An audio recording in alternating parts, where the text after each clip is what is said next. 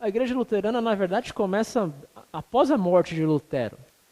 Até a morte de Lutero, Lutero se considerava católico, né, luterano.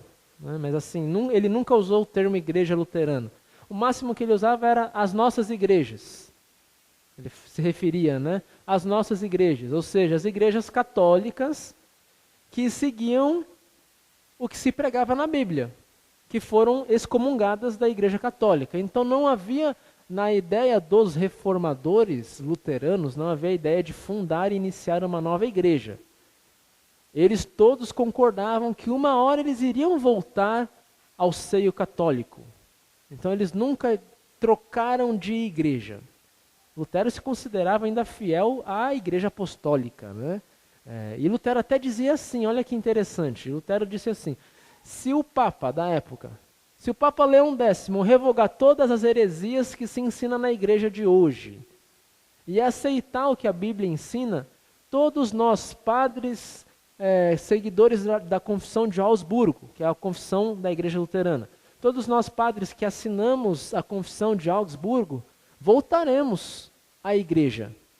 Ele nem chamava de igreja católica, não tinha nem esse nome, igreja católica. Era a igreja, a única igreja, a igreja romana. Ele falava, voltaremos a Roma. E aceitaremos a autoridade do Papa como um representante humano, não divino. Então, para Lutero voltar à igreja católica, ele queria duas coisas. Que a igreja deixasse de ensinar as heresias, que a gente vai ver quais eram na época, e que o Papa parasse de dizer que ele tinha autoridade divina, de que ele era escolhido por Deus para dirigir a igreja. Lutero queria que o Papa dissesse, não, a minha autoridade é humana, eu fui eleito pela igreja, não por Deus. Mais ou menos como o presidente da nossa igreja, né? Da Igreja Evangélica Luterana do Brasil, tem um presidente. Mas ele não pode chegar aqui e falar, eu sou o presidente da IELB, né? E o que eu falo é lei. Não, o senhor é eleito democraticamente como o nosso líder, mas não de caráter divino. É um líder humano. Então Lutero queria que o Vaticano reconhecesse isso, que todo o poder hierárquico, papa, cardeais, arcebispos e bispados, não era uma hierarquia divina, Deus escolheu. Que até hoje, né, na igreja romana, essa hierarquia é divina. Jamais um bispo pode ir contra o seu arcebispo, porque o seu arcebispo tem um poder divino sobre ele. É Deus falando para ele. Para Lutero e para nós luteranos, ninguém na igreja tem esse poder. Nós só obedecemos à Bíblia, nem ao pastor. Só a Bíblia. A Bíblia é a autoridade única e máxima na igreja. Né? Mesmo uma diretoria de congregação eleita não tem autoridade como Deus. Ela tem autoridade administrativa. Então era isso que Lutero queria. Queremos que o Vaticano diga que o poder que eles têm é um poder dado pelos homens a eles, não um poder dado por Deus. Se isso acontecer, nós voltamos. Nós voltamos não, nós teremos alegria em retornar ao seio da igreja, porque a reforma da igreja terá acontecido. Né? Então, é até errado falar em reforma luterana. Quando disseram de dar um nome de igreja luterana, Lutero se escandalizou. Por que luterano? Fui eu que morri por vocês? Quando começaram a falar, os luteranos, tal, né? Lutero dizia, por que vocês estão se chamando de luteranos? Eu morri por vocês? Então parem com essa palhaçada. Aí só depois que ele morre, né, que o apelido cola mesmo, tá?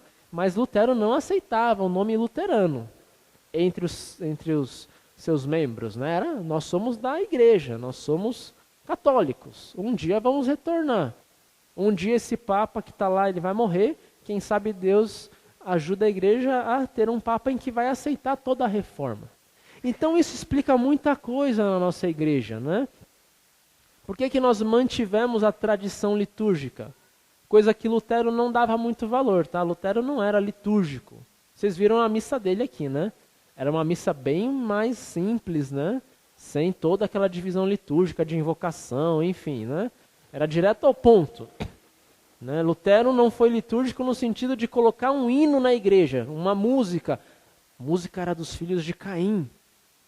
Esse Lutero é revolucionário demais, é um marxista, né? Porque ele pega do povão e vai enfiando o povão na igreja, né? vai, bota bêbado na igreja, bota as prostitutas, né? Era esse povo que começou a frequentar a igreja no começo, né? Esse Lutero não bate bem na cabeça. Então ele era chamado entre os padres que ficaram fiéis a Roma de um alemão bêbado. Ele não é padre, é um alemão bêbado. Ele gosta de estar lá tomando chopp, né? Então era visto assim, havia esse embate. Lutero não foi litúrgico, mas nós luteranos somos litúrgicos. Por quê? Porque nós mantivemos a tradição romana, não luterana. A nossa tradição de culto é católica romana. Lutero não bolou isso aqui tudo. Quando Lutero pregava, ele usava uma batina preta. Os mais antigos devem lembrar isso na nossa igreja, né? O pastor usava batina preta. Sabe o que é aquela batina preta? Não é nada de igreja aquilo. Sabe o que é? Vocês já repararam no Supremo Tribunal Federal? Quase a mesma batina. Aquela batina preta era a batina de professor. Então Lutero estava lá dando aula, ficava falando com os alunos, não tinha relógio, né? Que horário? Às 5 da tarde. Nossa, é hora da missa. Ele corria para a missa e dava a missa com a roupa que ele dava aula. Então os mais velhos, nossa, meu Deus, ele não está usando a roupa de culto, a alba com a estola. Que relaxado esse pastor Lutero. Ele chega na igreja do jeito que ele veio dar aula, com aquela coisa preta. O nome é toga, não é nem batina aquilo, é uma toga. Com a toga ele dá a missa lá e celebra o sacramento. Então veja que na nossa igreja algo engraçado aconteceu. Aí a gente preservou a toga para os pastores luteranos. Quando se quis reintroduzir a roupa litúrgica, os paramentos, foi uma briga, né? Porque dizia, não, isso não é luterano. Não, na verdade, nós adotamos um costume um tanto quanto relaxado de Lutero.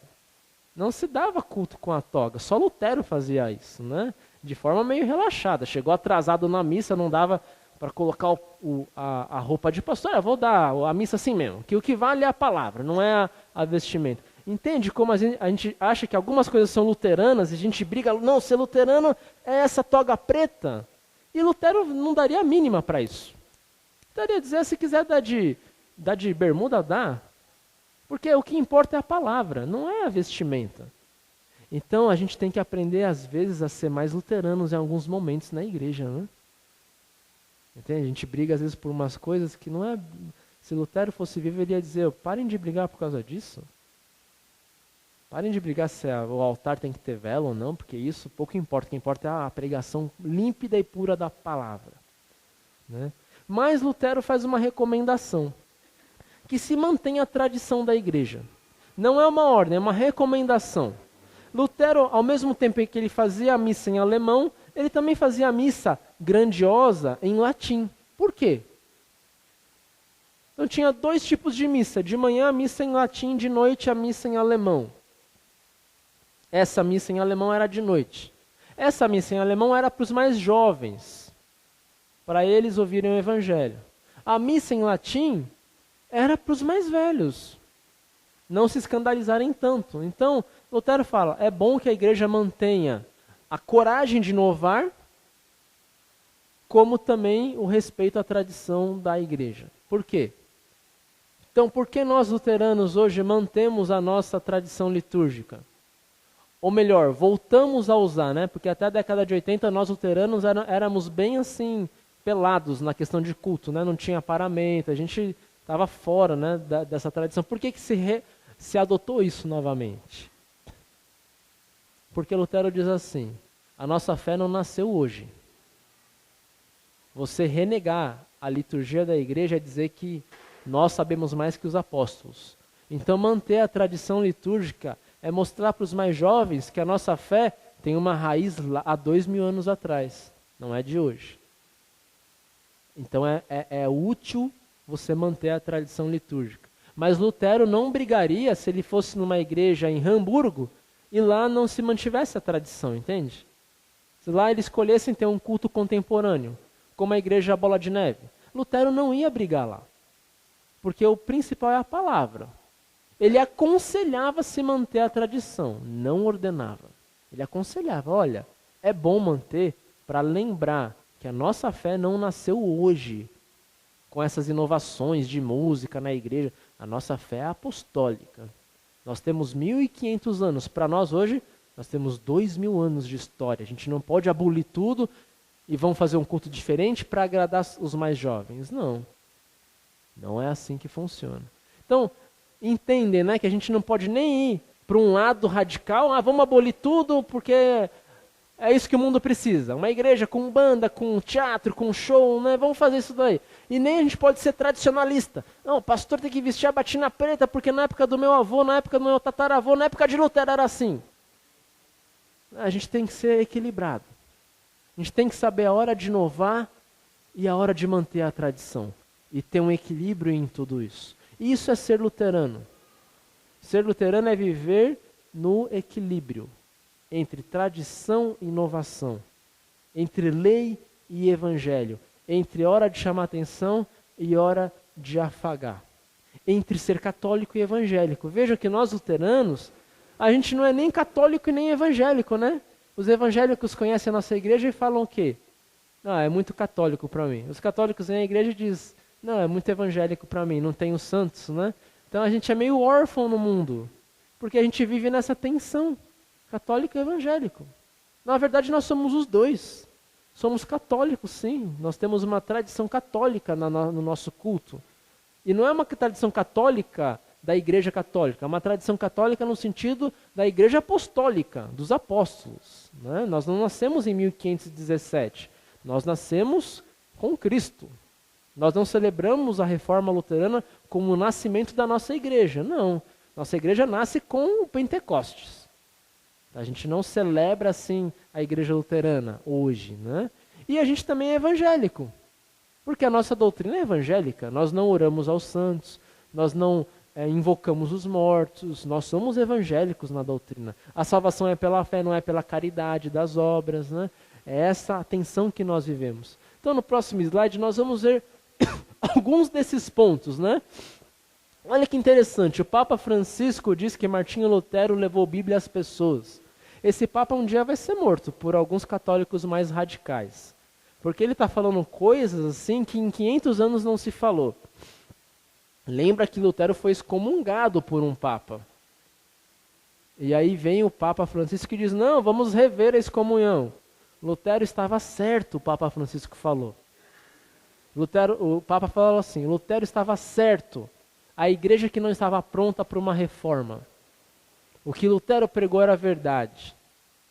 A igreja que não estava pronta para o monge. Para o Papa Francisco, Lutero nunca deixou de ser católico. Porque ele chama Lutero de monge ainda. Um Papa chamar um excomungado de monge é muito complicado. Então, o monge Lutero estava correto. O monge Lutero levou Bíblia às pessoas. E o Papa tem razão. Lutero levou a Bíblia para as pessoas. Esse foi um grande avanço da reforma luterana, da reforma da igreja. A Bíblia na boca do povo. Próximo slide.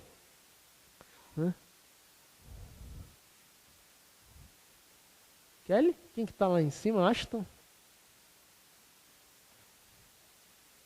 Só vai clicando na setinha que ela vai.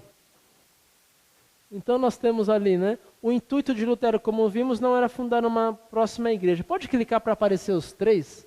Vou pedir ou para o Ashton, para a Camila ou para a Kelly cuidar. Eu vou só olhar, porque se eu toda hora falar para trocar, a gente vai ficar aqui até amanhã. Tá? Então eu olhei para cima, troca. Né? Lutero, no segundo ponto ali, ele elaborou o conceito de uma igreja, que nasce da pregação da palavra. Aí, o que é igreja? Igreja é a hierarquia? Igreja é o templo? A igreja, para Lutero e para a Bíblia, é o quê? Onde 2 ou 3 estiverem reunidos em meu nome. Jesus fala isso. Ali estarei. A igreja não é templo, não é denominação, não é instituição, não é doutrina. A igreja é reunião de pessoas em torno da palavra e da Santa Ceia. Isso é a igreja. Não importa a música usada, não importa o estilo de culto, não importa se tem pastor ou não, não importa se tem um templo ou não. Se você reunir 2 ou 3 debaixo de uma árvore, celebrar a ceia, ler a palavra e pregar, mesmo sem uma liturgia definida, ali está a igreja de Cristo. Cristo está ali. Então, para Lutero, ele lutava por esse conceito orgânico de igreja. Né? no terceiro ponto, com as ideias de Lutero, né, ele recebeu a adesão de grande parte do povo. O que acontecia na igreja da época? O povo estava cansado de ser explorado pela igreja. A igreja apostólica na época, católica, romana, né, a igreja, ela vendia um papel chamado papel de indulgências. O que era esse papel? Era um papel que o Papa assinava, o Papa Leão X, que concedia perdão de pecados. Então, em vez de você ir lá e ficar orando para pagar a penitência, você fazia isso automaticamente comprando um papel. Em teoria, é como se as orações do Papa valessem pelas suas. Então, o Papa orava no seu lugar. Então, aquilo era tipo um vale-oração. O Papa orou 10 Pai Nosso, 5 Ave Maria e tal, está aqui no papel, o recibo do Papa. Você paga porque o Papa orou no seu lugar. Opa, o Papa orou no meu lugar, eu vou, melhor que eu orar, pagar a penitência, vou ofertar. Ele recebia o papel, não precisava pagar a penitência, ia para casa perdoado. Aí o povo começou a... O Lutero viu que isso estava errado. Na Bíblia não tem nenhum papel de indulgência. Jesus nunca vende, né, um papel concedendo perdão. Jesus concede perdão gratuitamente. E isso entrou nas 95 teses. Então Lutero escreve as 95 teses para mostrar isso. O perdão é dado a Deus de graça. Na tese 85, Lutero diz assim, e esse era um argumento lógico. Se o Papa tem poder de libertar uma alma do purgatório, fazendo uma missa de 7º dia, por que ele não liberta de graça? Por que você tem que pagar a missa para o padre orar pelo morto para ele sair do purgatório? É uma obra de caridade, libertar o purgatório, as almas do purgatório gratuitamente. Então, se alguém tem esse poder, que o faça de graça, sem cobrar. Então, Lutero... Aí o povo lendo isso começou, opa, ele tem razão. Ele tem razão. Se alguém tem o poder de libertar uma alma do purgatório com orações, ou de conceder perdão, por que não concede de graça, como Jesus faria? Então isso foi despertando o povo. Por isso que teve o estopim da reforma.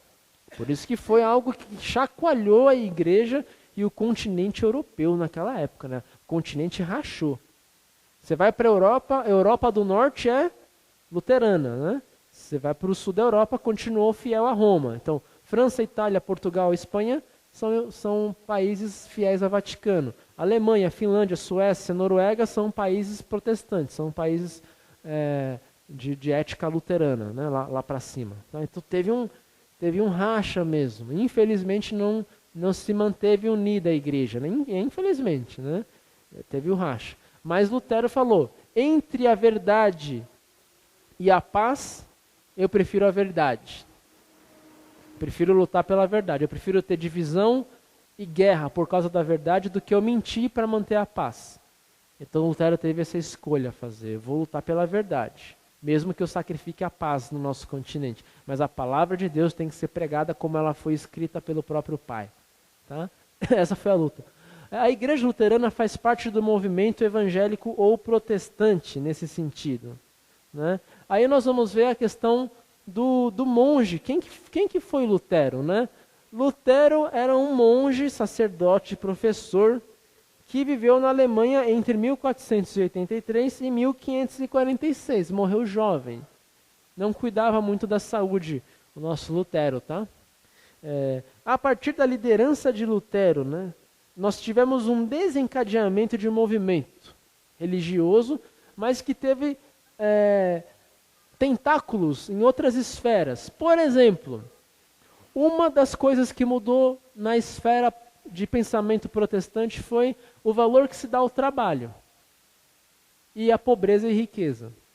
Até Lutero, ser pobre era uma virtude, porque ser pobre, você compartilhava de Cristo a sua pobreza, então havia uma aura em ser pobre. Era visto como bonito. E o rico era visto como, esse cara ganhou dinheiro roubando, sei lá, se ficou rico é porque fez coisa errada. Veja que no Brasil a gente mantém isso, né? A gente não pensa isso. Você vê alguém despontar, ficar rico. Ninguém pensa, o cara trabalhou. O que a gente pensa? É o QI, é quem indica. É sempre errado o cara que atingiu uma riqueza. Sempre ou alguém indicou, ou papai e mamãe deu diploma, enfim, a gente nunca tem essa coisa do trabalho. Nunca é pelo trabalho, é sempre por algum problema. E com Lutero fala não. Aquele que trabalhou, que receba. Então, os luteranos, os protestantes começaram a ver o trabalho como um meio de obter realização. Antes de Lutero, o trabalho era visto como uma maldição. Do suor do teu rosto comerás o teu pão, diz Deus a Adão, né? É uma maldição trabalhar, é ruim trabalhar. Se você trabalha é porque Adão caiu em pecado. Mas com Lutero fala não. Do suor do teu rosto comerás o teu pão é uma bênção. Deus está falando que vai recompensar o seu suor com o pão. Entende como ele mudou a visão que se dá ao trabalho? Antes era uma maldição, tá vendo? Adão caiu em pecado, agora tem que trabalhar para comer. Lutero fala, não, isso que Deus dá não é uma maldição. O contrário, é uma bênção. Deus está falando que se você trabalhar, independente da sua fé, se você trabalhar, você vai ter pão. Então a esfera do trabalho para os luteranos foi assim, trabalhe bastante. Trabalhar é bom, trabalhar enobrece o homem. Então se você pega países de ética protestante, países talvez de ética romana, católica, o valor ao trabalho é diferente. Em países protestantes, o cara trabalhar é bom, vamos trabalhar. Alemanha, Finlândia, Suécia, Noruega, Inglaterra, Estados Unidos, trabalho. Né? Em países de mentalidade romana, o trabalho não é muito bem visto. Aí você vê um pouco no Brasil, né? Se eu posso me encostar e receber do INSS, eu não vou pensar duas vezes. Num país protestante isso é inadmissível. Então, se você pode trabalhar, tem que trabalhar, rapaz. Deixa o auxílio-doença para quem de fato está morrendo, né? Então ele mudou, Lutero muda a visão do trabalho. Trabalhar é bom, tem que trabalhar, muito trabalho, nada de esperar cair do céu. Tá? Isso foi importante. Então foi um efeito social da reforma protestante. Foi um efeito social. O valor que se dá ao trabalho, ao estudo. Né? Tem que estudar. Lutero inventa as escolas públicas. Não tinha escola pública. Só rico mandava filho para o colégio. Lutero fala, olha, em nossas igrejas, se nós temos um governador luterano, a obrigação dele é construir uma escola do lado da igreja. Então, na reforma luterana, nós temos a criação de um sistema público de ensino. Então, o lema da igreja luterana é, ao lado de cada igreja é uma escola. Né? Uma escola pública, que o Estado vai manter. O príncipe alemão vai pagar para as crianças pobres estudarem, terem estudo.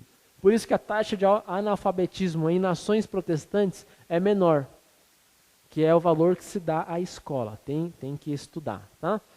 Adiante. Então, como nós já vimos, né, em decorrência do estudo bíblico, teológico e da prática pastoral, Lutero percebeu que muitas pessoas tinham uma interpretação equivocada do que é arrependimento cristão. As pessoas achavam que se arrepender era ficar triste pelo pecado. Não é. Se arrepender não é assim, eu fui pego, pronto, desculpa. Não. O arrependimento brota sem eu ser pego. É muito fácil, né? Quando eu faço uma besteira, minha mãe e meu pai me pegam, aí eu choro. Não. Você está arrependido ou você está assim porque descobriram o que você fez? Chorar porque alguém viu o que você fez não é arrependimento. É no máximo contrição. Arrependimento é aquela pessoa que fez uma besteira e ela não dorme enquanto, puxa, será que eu falo para o meu pai? Fui eu que fiz? Não, ela não fica em paz. Até que ela chega, pai, eu tenho que te contar uma coisa, eu fiz isso. E isso é arrependimento. Me leva a confessar. É o marido que fez uma besteira, ele não dorme, ele não come, eu tenho que contar, não é possível, eu traí minha esposa, não estou em paz. E aí ele vai e conta. Ele não está normal mais. Até que a mulher chega e fala, e aí, o que você tem? Ele vai e fala. Isso é arrependimento. Agora ele está lá, assando churrasco, bebendo com os amigos, tá, vida normal, a esposa descobre, aí ele chora, não. Aí não é arrependimento, gente. Aí é porque você foi pego. Então é isso que Lutero está falando. Lutero está falando assim, não é arrependimento quando você faz uma besteira e vive como se não tivesse feito, alguém descobre você aí, ai, me desculpa, eu não queria ter feito isso. Isso não é arrependimento, arrependimento é, você fez o erro, só você sabe, e você não descansa enquanto não confessar isso e pedir perdão para a pessoa que você ofendeu. Olha, eu tenho que te falar, eu sei que você vai terminar comigo, pai, eu sei que você vai cancelar minha viagem para Disney, mas eu tenho que falar isso. Eu não vou conseguir ir viajar sabendo o que eu fiz. Fiz isso. E isso é arrependimento. Entende a diferença? O arrependimento fica lá dentro, até a consciência doendo. Não é porque alguém te pegou. Isso que Lutero mostra, né? Sendo assim, Lutero, ele denuncia essa venda de indulgências. Venda de indulgências, o que criava? O que cria a venda de indulgências? Ué, pecadores. Ué, é tão fácil pagar. Por exemplo, quem já leu o livro Freakonomics? É um livro de economia. Ali tem um caso assim, uma creche nos Estados Unidos queria coibir o atraso dos pais. Então tinha pai que atrasava para pegar o filho, né? E aí eles inventaram a multa. Ó, cada 15 minutos vai pagar tanto de multa se você atrasar para pegar seu filho. O que aconteceu? Aí os atrasos foram ainda mais constantes. Por quê? Porque o pai pensava assim, estou aqui há 15 minutinhos, é só $10. Não, vou ficar mais 1 hora, e a escola fica. É só pagar depois. O tiro saiu pela culatra. Porque a escola quis inibir os atrasos, criou uma multa. Os pais entenderam o quê? É tão fácil, você desobedece a regra, mas aí pagar uma multinha pouquinha, né? A gente não pensa assim às vezes no trânsito? Vou furar o rodízio hoje, é R$50. Se pegar R$50, né? A gente não pensa. Vou falar no celular só, se vier multa R$80, vale a pena, né? Sabe quanto é a multa agora? A partir de 1 de novembro? R$300. Aí a gente não vai mais ficar dando aquela fuçadinha no celular, né? Então veja, né, que Lutero fala isso, a indulgência criou pecadores. O cara calculava assim, para eu trair minha esposa, quanto que custa? A tabela é tal. Então, deixa eu pensar aqui, eu vendo um boi, vale a pena, vai? A vizinha tá dando mola. Faço minha vontade, pago, tá tudo kits. É isso que Lutero condenou. Não pode ser assim. Não é assim que funciona. Não é assim que está na Bíblia, né? Então, com isso, Lutero cria as 95 teses. Por que ele escolhe o dia 31 de outubro? Que foi o dia que ele prega as 95 teses. Por que ele escolheu esse dia? Alguém sabe? Aí, meus luteranos de berço, vocês tinham que saber, né? Vocês estão na igreja antes de mim, né? Dia das bruxas, que é o dia de todos os santos. E o que isso tem a ver?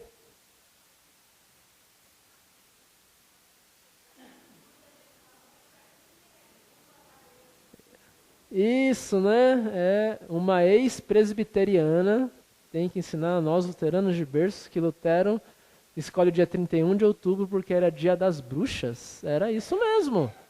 Eles não chamavam de dia das bruxas, era dia de todos os santos. Qual era a ideia por trás desse feriado?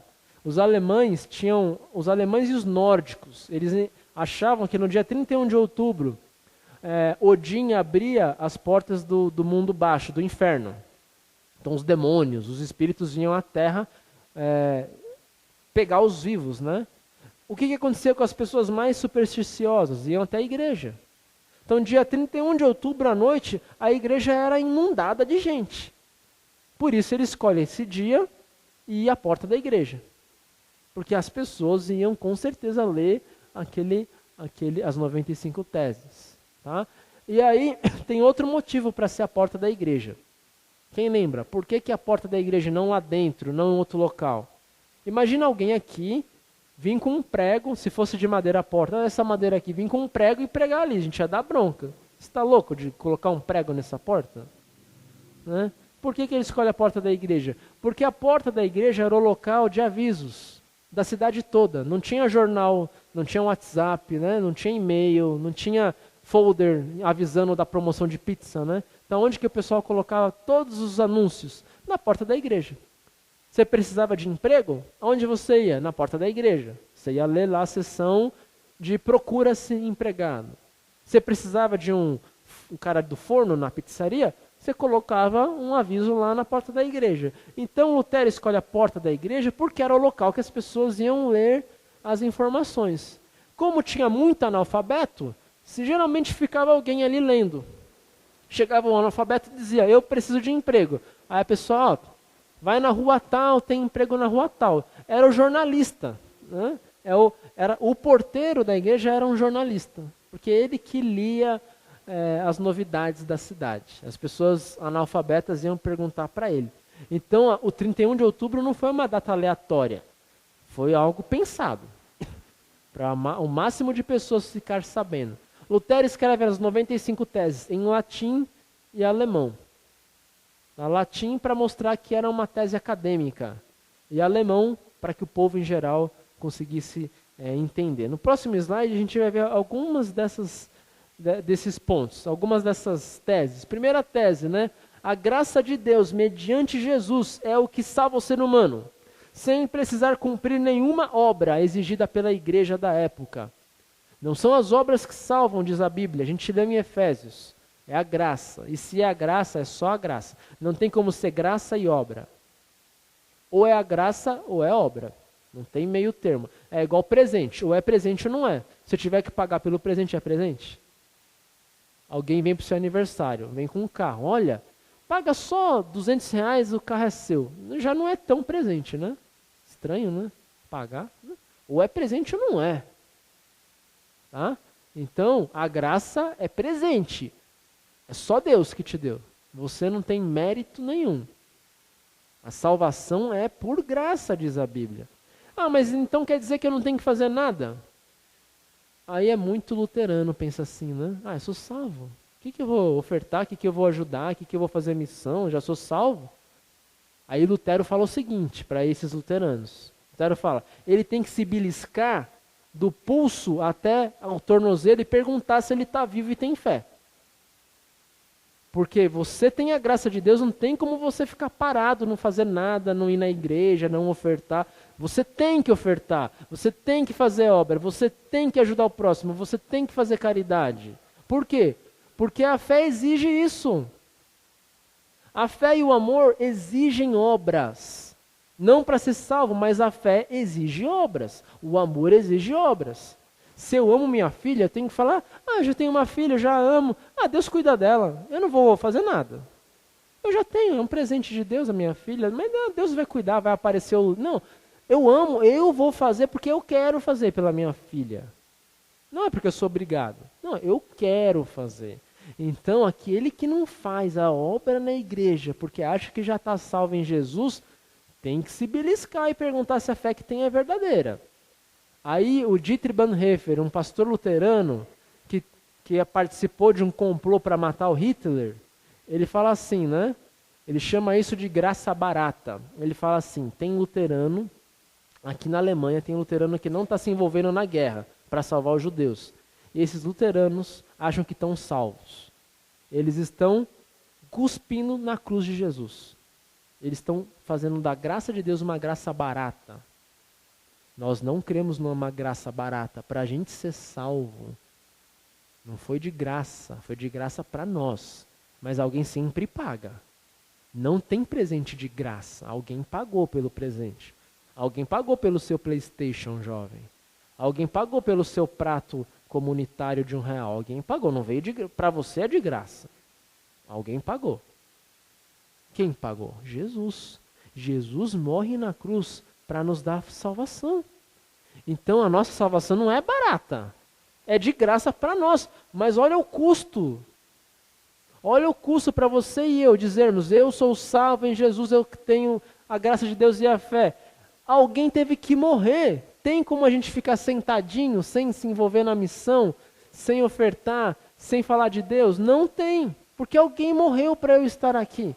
É isso que Lutero prega, né? O culto cristão começou a ser celebrado em língua popular, em alemão do povo.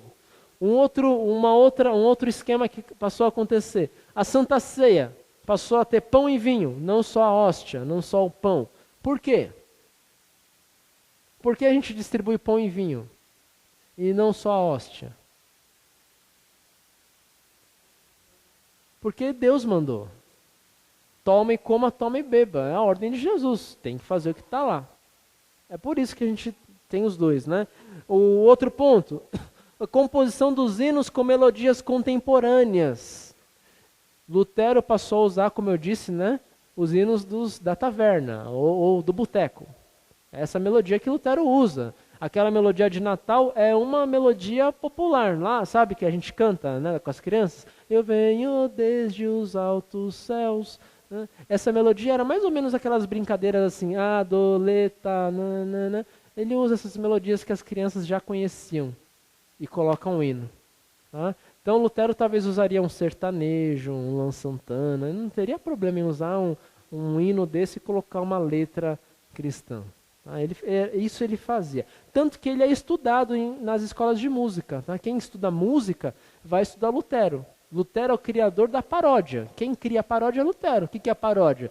Pega uma música e bota outra letra. Então o criador da paródia é Lutero. Né? Ele fazia isso.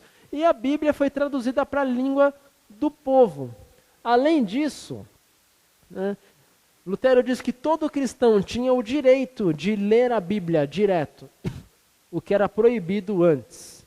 Ele também incentivou a criação de escolas, como a gente viu, e depois ele leva a igreja a abandonar a prática da invocação aos santos e a Maria. Por que nós não invocamos os santos e a Maria? Quem sabe me explicar pela Bíblia? Por que a gente não faz isso? Oi? O único intermediário, a Bíblia diz o quê? Hebreus 12, 13, né? O único que intercede por nós é Cristo. Nós não temos nenhum outro intercessor. Né? Nem Santo Antônio, nem Nossa Senhora, nem ninguém. O único que intercede por nós é Jesus. Nós temos um único caminho até Deus. O único que roga por nós é Jesus. Então, Lutero diz assim, olha, por mais que eu ame Maria, Lutero era marista, né? Eu amo Maria do fundo do meu coração como mãe do meu Salvador, mas ela não tem poder de interceder por mim, porque ela foi um ser humano igual a minha mãe. Tá? Então, se abandona essa prática de invocar os santos, mas não se abandona as imagens. As igrejas luteranas em toda a Europa e nos Estados Unidos são igrejas que mantiveram as imagens, vitrais, a estátua de São Pedro, de São João, tem estátua mesmo, né? Em várias igrejas luteranas. Por que se manteve as imagens e os vitrais? Oi? O Adorno e Lutero fala assim, as imagens são a Bíblia do analfabeto. Por que a igreja começou a colocar imagens dentro da igreja? Não foi para adorar, não foi para você ir acender vela. Não foi isso. Lá, muito antes de Lutero, a igreja começou a colocar vitrais e estátuas para o padre chegar para o analfabeto e dizer, olha aqui nesse vitral, vocês não têm Bíblia, não sabem ler, mas aqui no vitral Jesus está carregando a cruz, ali o outro. Era a Bíblia do povão. Olha aqui, quem é esse? É São João. Não, São João está carregando um cajado porque ele foi o apóstolo pastor. São Pedro carrega chaves, né? Porque Jesus falou que for... Então, todas aquelas estátuas tinham uma função pedagógica, bíblica, para ensinar a vida daquele apóstolo. Histórico. Né? Por que a gente não tem isso no Brasil? Que a gente passou por um processo antigo de abolição de tudo que era católico. Então a gente tirou a imagem, tirou o altar, tirou a batina branca do pastor e colocou só a batina preta. Então agora que a gente está voltando às raízes da igreja luterana mesmo, o que começou com Lutero, a adotar novamente vitrais, devagarinho a gente vai voltando. Porque é muito bom você ter um vitral e falar ali, ó, a Via Cruz está aqui, ó. A gente até tem lugar aqui, ó. São 12 vitrais mostrando a Via Crucis. Né? É a Bíblia das crianças. Eu lembro até hoje dos vitrais da igreja que eu frequentava quando era pequeno, a igreja católica. Eu olhava ali para Jesus sendo, né, sanguentado. Então eu tenho até hoje aquelas imagens. Né? E isso é muito importante, isso é fundamental. Mas a invocação aos santos, não. Não pode chegar na estátua e pedir que ela te abençoe. Ela não tem esse poder, tá? Adiante. Outra coisa que Lutero fez foi, graças a Deus, os padres luteranos poderem casar. Os reverendos luteranos, ele falou, ó, todo mundo pode casar. Isso não é ensino bíblico, tá? Então por isso que os pastores da igreja casam. Aliás, os padres casaram até o ano 1000. No ano 1000 que parou padre de casar. Por quê? Porque a igreja tinha padres de famílias muito ricas. E aí cresceu o olho. Se o padre não casa, quando ele morre, as posses ficam para quem? Para a diocese. Então se proibiu os padres de casarem.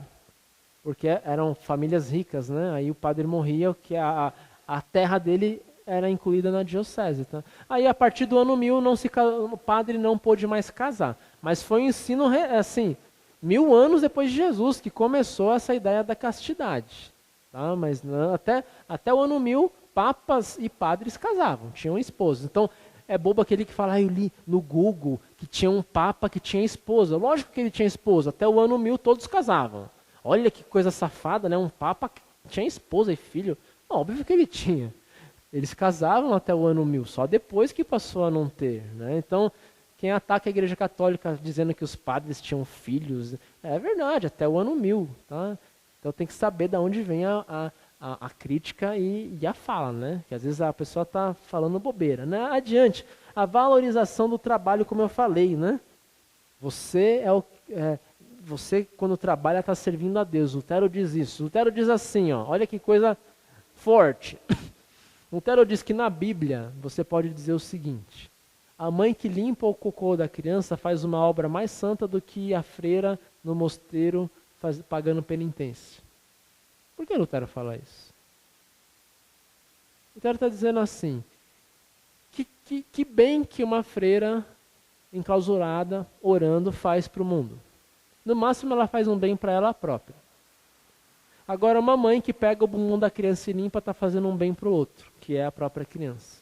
Então Lutero fala que o cristão na sua vocação diária faz uma obra muito mais santa do que alguém num quarto orando a Deus. Né? Ou seja, nós servimos a Deus aqui na igreja, lá fora, como pai, como mãe, como trabalhador. Você está em constante serviço a Deus. A pergunta que a gente tem que fazer é, como no meu trabalho eu posso servir a Deus? Um carteiro fez essa pergunta para um pastor. Pastor, eu sou só um carteiro. Como que no meu trabalho eu posso servir a Deus? O meu trabalho é só entregar carta. Aí o pastor falou assim, seja o melhor carteiro que você puder ser. Ele falou, mas vai pregar Cristo como sendo o melhor carteiro? Depois de 3 meses, o carteiro voltou para o pastor e falou, o senhor acertou na mosca. É isso mesmo. E aí ele conta para o pastor o seguinte, olha, eu passei a ser o melhor carteiro que eu podia. Nunca atrasei, batalhei bastante. E eu atraí 2 tipos de pessoas, os que me odiaram e os que me amaram. Continua, me explica isso daí. Não, os que me odiaram eram alguns colegas que chegavam assim, diminui o ritmo, meu. Senão os chefes vão falar para a gente fazer igual a você. Eu dizia, não, mas eu sou pago para trabalhar e eu quero honrar esse compromisso com Jesus, mostrando que o trabalho que ele me deu eu honro derramando suor pelo trabalho. Então ele testemunhou Jesus até para quem odiou a atitude dele. E para o outro lado, alguns amaram ele porque falaram, eu nunca vi um carteiro tão dedicado. O que te motiva a trabalhar tanto assim? O que me motiva é que Deus me colocou aqui para eu servir vocês, para eu trabalhar duro. E as pessoas começaram a querer conhecer a igreja dele. E a única coisa que ele fez foi trabalhar o máximo que ele podia. O melhor que ele podia fazer. É esse o chamado que nós temos. Você é trabalhador? Faça o máximo no seu trabalho. Não chegue atrasado. Não bote atestado para ir pular carnaval. Seja honesto. Né? É isso, a ética bíblica é essa. Você tem que usar o seu trabalho como testemunha da sua fé. O seu casamento tem que resplandecer o evangelho. Aí tem um casal da igreja que falou isso. Né? Um casal chegou assim e falou para mim, olha, a minha vizinha pulou o muro ali e falou, olha, não ouço mais briga, o que aconteceu? Como assim? Não, eu via vocês brigando todo dia, né? Constante. O que aconteceu? Jesus aconteceu. Então veja, né? Um casamento que tem Deus, uma hora testemunha o evangelho para os vizinhos. Cunhado, cunhada, chega, vocês eram, né, viviam de briga, o que aconteceu? Jesus aconteceu. Seu filho, né, você vivia brigando com seu filho, agora vocês estão num grude, o que aconteceu? Jesus aconteceu. Então você prega o evangelho em todas as esferas, sendo o melhor que você puder ser, no seu trabalho, na sua família, na igreja, em todos os locais. Deus não quer o mínimo, Deus quer o máximo de vocês e de mim. Ele não quer o impossível, ele só quer o máximo que a gente pode fazer. Tá? Adiante, pode seguir para o próximo slide? Né? Decisões na vida cristã. A nossa decisão é pautada não no serviço próprio, mas em servir a Deus. Eu vou pedir para pular o próximo slide também, que eu já falei. Pode pular? E para o próximo? Isso. Né? E aí nós temos uma ética aqui. Nenhuma pessoa é perfeita. É isso que a gente tem que ter em mente. Sabe aquela coisa? Vou dar um exemplo do Neymar. Lembra que o Neymar ganhou a Olimpíada? Ele colocou uma faixa na cabeça. O que dizia a faixa? 100% Jesus. E o que ele fez na saída do campo? Xingou um monte de gente, né? E alguns cristãos fundamentalistas, não, mas que coisa, esse cara é um hipócrita, não sei o quê, né? A gente julga o cara, né? Mas a gente não é exatamente igual a ele? Toma Santa Ceia com a boca, aqui, né, com o coração, e domingo à noite está xingando o marido e a esposa, não é? Só que não tem nenhuma câmera gravando, como do pobre do Neymar, né? Então de manhã eu tô aqui, 100% Jesus, tal. Domingo à noite eu tô xingando. A diferença é que o Neymar teve a câmera mostrando, nós não. Tá? Então o cristão é assim, nós somos 100% de Cristo e 100% pecador. É coisa feia eu chegar pro meu marido e falar, nem parece que vai na igreja. É ridículo fazer isso. Ué, se ele continuar pecando, que bom que ele vai para a igreja. Justamente porque ele xinga os outros. Ué, né? Falar para a esposa, nem parece que está indo na igreja. Vai fazer o que na igreja? Ué, é isso mesmo. A gente recebe o perdão, é salvo, mas o nosso lado pecador continua, gente. Ninguém vem à igreja para ficar perfeito. O que Jesus fala? Se você é perfeito, não precisa mais de Deus, nem da igreja. Então sai. Se você vem à igreja, você reconhece que você é imperfeito e pecador. Então, lidar com o pecado da família é você lembrar disso. Que o seu marido vai continuar pecador, sua esposa, seu filho, mesmo vindo à igreja todos os domingos. Isso deu para entender? Tá?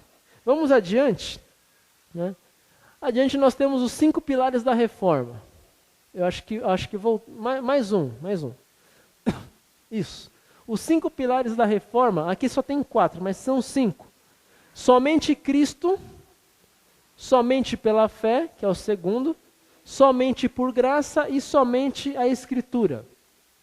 Então nós temos uma doutrina baseada em Cristo, na graça, na fé, nas Escrituras e na glória de Deus. Tem um 5º pilar, somente a Deus a glória. É essa a vida do cristão. Né?